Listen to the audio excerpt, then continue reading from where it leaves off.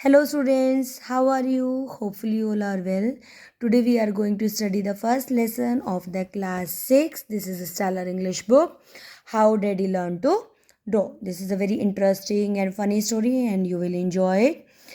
Before this chapter, there is something that is given. Let us read. When Daddy Was a Little Boy by Alexander Raskin is a collection of stories about him when he was a small. कि ये जो daddy was little boy है ये Alexander रेस्किन है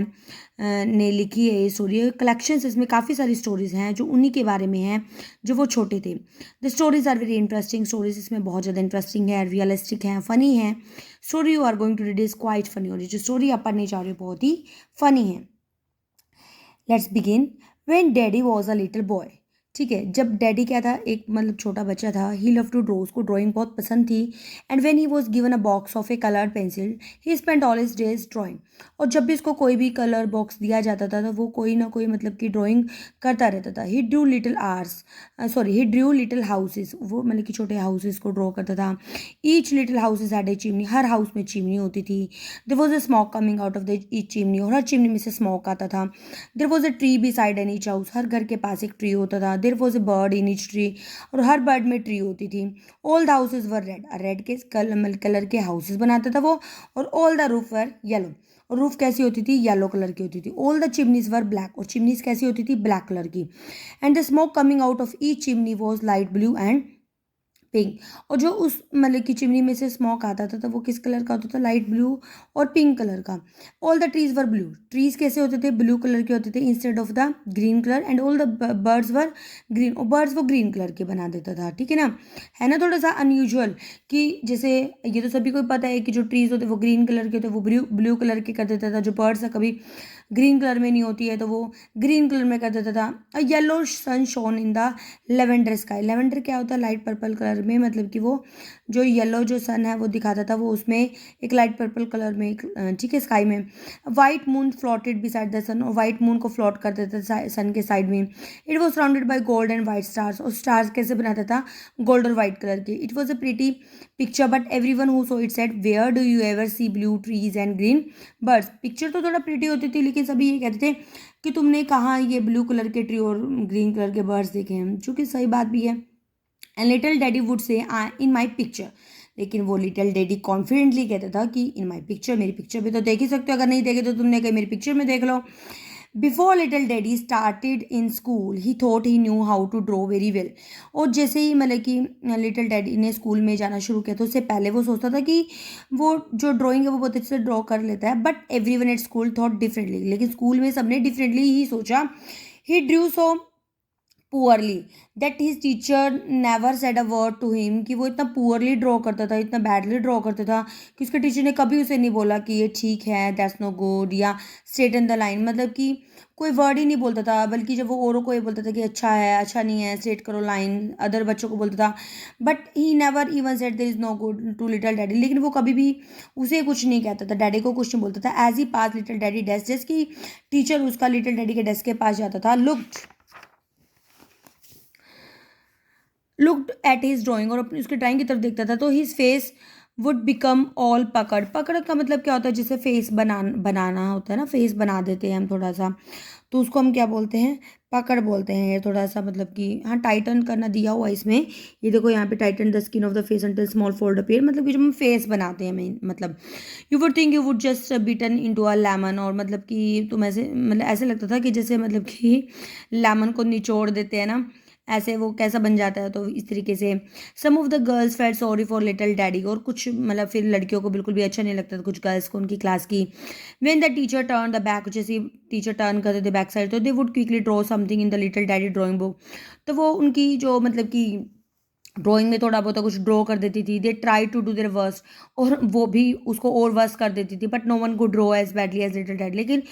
जितना worst वो बनाता था उससे वर्स्ट तो खैर कोई नहीं बनाता था the teacher would notice the different immediately and he would say who Drew this और टीचर को भी पता चल जाता था कि इस पिक्चर में कुछ चेंजेस आए हैं और वो बोलता था who Drew this and not me little daddy would answer truthfully और ऑनेस्टली वो बेचारा छोटा सा बच्चा ऐसे बोलता था नहीं मैंने नहीं किया I can see that for my self his teacher would say ठीक है, उसका टीचर फिर बोल देता है मुझे अपने आप पता लग जाए किसने किया, but I want to know who help you, लेकिन मैं जानना चाहता हूँ कि तुम्हारी हेल्प किसने की। You will never learn to draw this way, तुम ऐसे तो कभी सीख ही नहीं पाओगे। You have to do it yourself, तुम्हें खुद करना है। I will do it myself now, मैं अपने आप करूँगा, लिटिल डैडी बोलता है। And he would draw something in his drawing book, और वो कुछ ड्रॉ करता है अपनी उसमें ड्राइंग बुक में। The teacher would wins again, और फिर टीचर फिर से दोबारा एक मतलब कि बहुत ही एम्बेरसमेंट सा होके मूव करता है। Now I can see that's your drawing, he would say, ठीक है। और फिर वो कहता है कि चलो अब मैं तुम्हारी ड्राइंग देख सकता हूँ। At the next parents meeting the drawing teacher made a little speech, अब जब नेक्स्ट पेरेंट्स मीटिंग होती है तो जो उनका ड्राइंग टीचर होता है वो एक थोड़ी स्पीच देता है। Dear parents, he said 5 of my pupils have excellent marks in drawing, कि मेरे 5 स्टूडेंट्स ऐसे हैं जिनकी ड्राइंग्स बहुत अच्छी है। And he called out his names, उनके नेम बोलता है। Most of the children have good marks, और सभी ज़्यादातर बच्चों के अच्छे मार्क्स है। There are several who are doing poorly, और वो कहते हैं कि कुछ ऐसे हैं जो बहुत पुअरली ही मतलब कर रहे हैं। And he name 3 more children, और 3 बच्चों का और नाम लेता है वो। But there is one boy and he made a star face name little daddy, और फिर वो एक बच्चे का नाम लेता है और बहुत ही बैडली फेस बनाता है और वो उसका नाम डैडी का नाम लेता है। It's not that is doing poorly, it's just that I think it's out of a mental block, और वो क्या रीज़न देता है। सिर्फ ये नहीं है कि वो जो पोएम जो ड्राइंग है वो बिल्कुल पुअरली बनाता है, इसका रीज़न उसको लगता है कि मेरे अकॉर्डिंग ये कि उसकी मेंटल